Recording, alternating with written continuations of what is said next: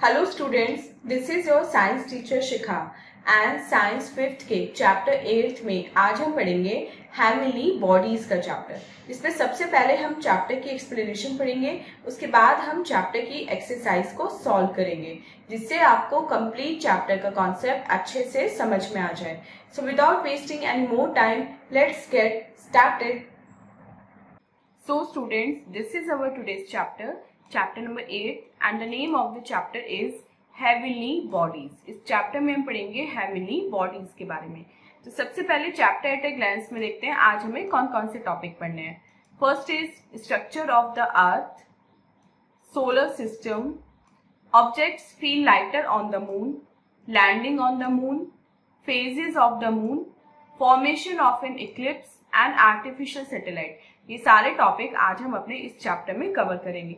तो सबसे पहले इंगेज सेक्शन में देखते हैं आज हमें कौन सी एक्टिविटी परफॉर्म करनी है। How well do you know the sun, the moon and the earth? Link the facts below to the one it belongs. अब यहाँ पे आपको कुछ फैक्ट्स दिए हुए, आपको उन फैक्ट्स को आपस में उनकी पिक्चर से मैच करना है।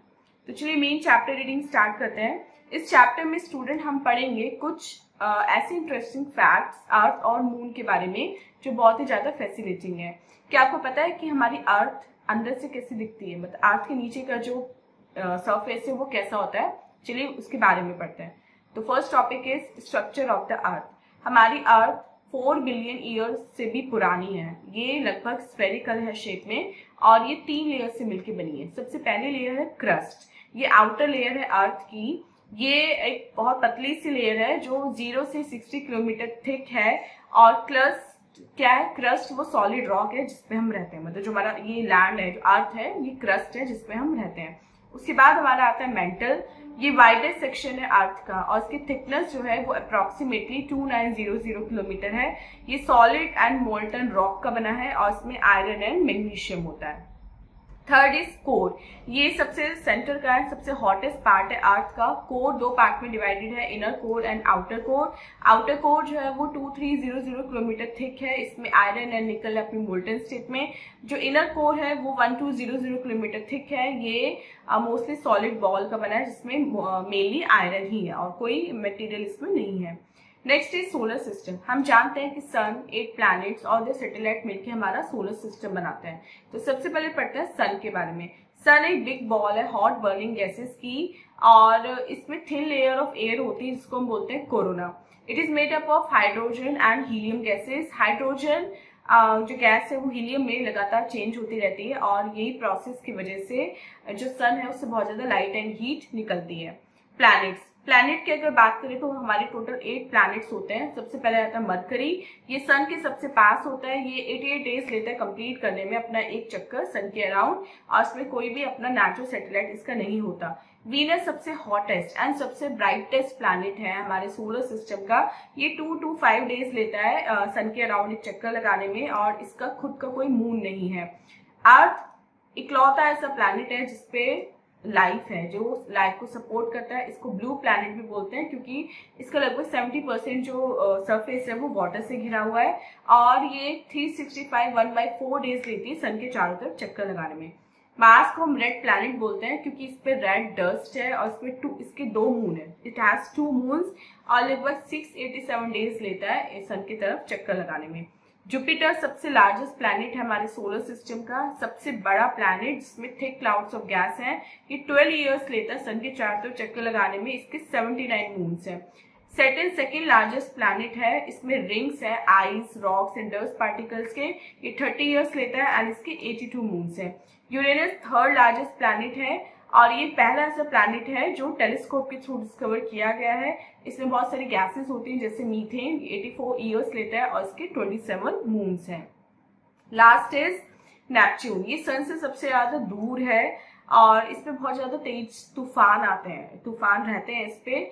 ये लगभग 165 इयर्स लेता है, 165 इयर्स सन के चारों तरफ घूमने में और इसके बहुत सारे मून हैं।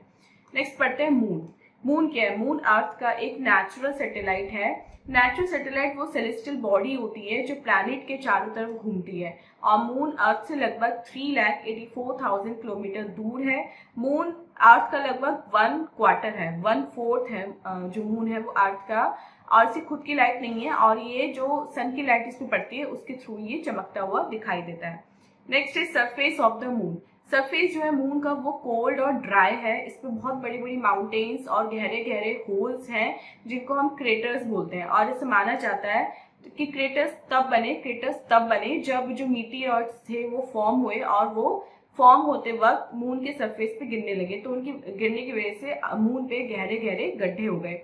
मून पे ना तो एयर है ना वाटर है। इसका मतलब जहाँ एयर और वाटर नहीं है वहां पे ना तो हम कुछ सुन सकते हैं और ना हम वहाँ पे लाइफ सपोर्ट हो सकती है, और ना पे वहाँ पे साउंड ट्रेवल, जो साउंड वेव्स हैं वो भी एयर में ट्रेवल नहीं कर सकती क्योंकि उसके लिए भी एयर चाहिए और वहाँ पे एयर नहीं है।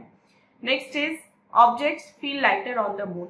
जैसे अर्थ है ऐसे मून की भी ग्रेविटी होती है, तो एस्ट्रोनॉट्स जो है वो इजिली मून पे चल सकते हैं अपने इक्विपमेंट्स लेके। ऐसा इसलिए है क्योंकि जो मून की ग्रेविटी है वो अर्थ से 6 गुना कम है। ग्रेविटी वो फोर्स होती है जो छोटे ऑब्जेक्ट को अपनी तरफ खींचती है। अब सिंस जो मून की ग्रेविटी है वो कम है तो मून क्या करता है, अर्थ के जो ऑब्जेक्ट्स होते हैं या जो ह्यूमन बींग्स जो वहां पे लैंड करते हैं उनको अपनी तरफ खींचता है, और सिंस जो मून है वो अर्थ से हल्का है तो वहां की जो ग्रेविटी है वो भी कम है as compare to earth. Next is landing on the moon. अब मून के लिए बहुत सारे मिशन चलाए गए। सबसे पहला मिशन था जुलाई 20, 1969 को, जिसमें अमेरिकन एस्ट्रोनॉट नील आर्मस्ट्रॉन्ग पहले आदमी बने जिन्होंने चांद पर कदम रखा था। वो अपोलो 11 स्पेस मिशन का एक पार्ट थे और उनके साथ थे Edwin Aldrin and Michael Collins. तो नील आर्मस्ट्रॉन्ग के जो फर्स्ट वर्ड थे जब उन्होंने मून पे लैंड किया वो था that's one small step for man, one giant leap for mankind. और उनके साथ थे सेकंड जो पर्सन थे जिन्होंने मून पे कदम रखा वो थे एडविन ऑल्ड्रिन। वहां पर उन्होंने बहुत सारी रिसर्च करी और हमें बहुत सारी इंफॉर्मेशन दी मून के सरफेस के बारे में। नेक्स्ट पढ़ते हैं phases of the moon. Moon की अपनी खुद की लाइट होती नहीं, हमने पढ़ा है, ये तब चमकता है जब इस पे सन की लाइट पड़ती है। अब मून के जो डिफरेंट फेजेस हैं वो इसलिए बनते हैं क्योंकि सन जो है वो मून के डिफरेंट पोर्शंस पे अपनी लाइट देता रहता है और अर्थ से हमें वो पोर्शंस बहुत ज्यादा डिफरेंट दिखाई देते हैं। सो वो एपरेंट चेंजिंग जो शेप होती है मून की उसको हम बोलते हैं फेजेस ऑफ द मून। अभी जो डायग्राम है इसमें आप देख सकते हैं कि मून कैसे अपनी जो फेज है उनको चेंज करता है, like first quarter waxing ribbon, full moon, वेनिंग ribbon, third quarter वेनिंग crescent, new moon and waxing crescent. तो इस डायग्राम को पढ़ के आप ये सारी थ्योरी पढ़ सकते हैं। Next topic is formation of an eclipse. अब ग्रहण जो है वो कैसे होता है।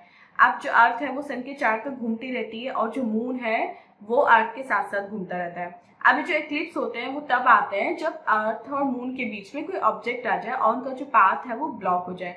जो हमारे इक्लिप्स है वो 2 टाइप के होते हैं, lunar and solar. Lunar Eclipse तब होता है जब रात होती है। इस इक्लिप्स में क्या होता है, अर्थ आ जाती है सन और मून के बीच में। अब जो अर्थ है वो सन की लाइट को मून तक पहुंचने से रोक देती है, तो इसलिए जो अर्थ की शेडो है, जिस पार्ट पे अर्थ के जिस पार्ट पे सन की लाइट गिर रही है वो जो पार्ट है वो शेडो बनाती है। अगर मून पूरी तरह ढक जाता है अर्थ से तो उसको बोलते हैं टोटल लूनर एक्लिप्स, और अगर कुछ पार्ट ढकती है मून का अर्थ तो उसको बोलते हैं पार्शियल लूनर एक्लिप्स, और लूनर एक्लिप्स कुछ घंटों तक रह सकता है। सेकेंड है हमारा सोलर एक्लिप्स। सोलर एक्लिप्स दिन में होता है क्योंकि सूर्य ग्रहण है। इसमें क्या होता है, मून आ जाता है अर्थ और सन के बीच में। अब स्काई जो है वो धीरे धीरे डार्क होने लगता है, और ये तब होता है, मतलब जब ऐसा होता है तो मून जो है वो सन की जो लाइट है उसको अर्थ पे आने नहीं देता क्योंकि मून बीच में आ जाता है। अब जो मून है अपनी शेडो बना लेता है अर्थ पे, इसकी वजह से जो अर्थ के कुछ पार्ट्स हैं वहां पे बिल्कुल रात सी हो जाती है और इससे हम बोलते हैं कि सूर्य ग्रहण हो रहा है। और अगर सन कंप्लीटली मून के द्वारा छिप जाता है तो हम बोलते हैं टोटल सोलर एक्लिप्स, और अगर कुछ पार्ट छिपता है तो हम बोलते हैं पार्शियल सोलर एक्लिप्स। और इसकी वजह से ना तो सन को हम कंप्लीटली ना ही पार्शियली देख सकते हैं। नेक्स्ट टॉपिक बढ़ते हैं आर्टिफिशियल सैटेलाइट। मून हमारी अर्थ का एक नेचुरल आर्टिफिशियल सैटेलाइट है और मैन ने जो साइंटिफिक मशीन से वो इसलिए बनाई थी जिससे हम उनको स्पेस में भेज सकें, जो वो अर्थ के चारों ओर ऑर्बिट कर सकें, बहुत सारी इंफॉर्मेशन हमें दे सकें। तो ऐसी स्पेशल मशीन्स को हम बोलते हैं आर्टिफिशियल सैटेलाइट। सबसे पहली आर्टिफिशियल सैटेलाइट बनी थी स्पुतनिक, जो सोवियत यूनियन ने 1957 में लॉन्च की थी। और इंडिया का पहला आर्टिफिशियल सैटेलाइट था जो स्पेस में भेजा गया था, वो था आर्यभट्ट। और चंद्रयान 1 भी इंडिया ने लॉन्च किया था 2008 में मून को ऑर्बिट करने के लिए। बहुत सारी इंडियन कम्युनिकेशन सैटेलाइट इन सेट से बिलोंग करती हैं। GSAT-15 लेटेस्ट सैटेलाइट है इंडिया की, जो 11 नवंबर 2015 को लॉन्च की गई थी। So student, this was a chapter. अब चलते हैं अपने एक्सरसाइज टाइम की तरफ और देखते हैं एक्सरसाइज टाइम में आज हमें कौन कौन से क्वेश्चन करना है। First is, it is the outer layer of the earth, crust. Second, the surface of the moon has deep holes called craters. Third, it is the farthest planet from the sun, Neptune. The changing shapes of the moon are called phases. And fifth, the solar eclipse occurs during the day. B देखते हैं, fill in the blanks. Is the hottest part of the earth, core. Second, earth is also called the blue planet. Third, is a force of a larger object that pulls a smaller object towards itself, gravitational force. Fourth, that has no light of its own, the moon. Is a phase when the side of the moon facing the sun reflects no sunlight, waxing. C देखते हैं, right, true or false. Crust is the widest section of the earth, false. The sun has a thin layer of air around it called corona, yes, this is true. Uranus is covered with red dust, false. The lunar eclipse occurs during night, true. Aryabhat is the latest satellite, false. Aryabhat was the first satellite.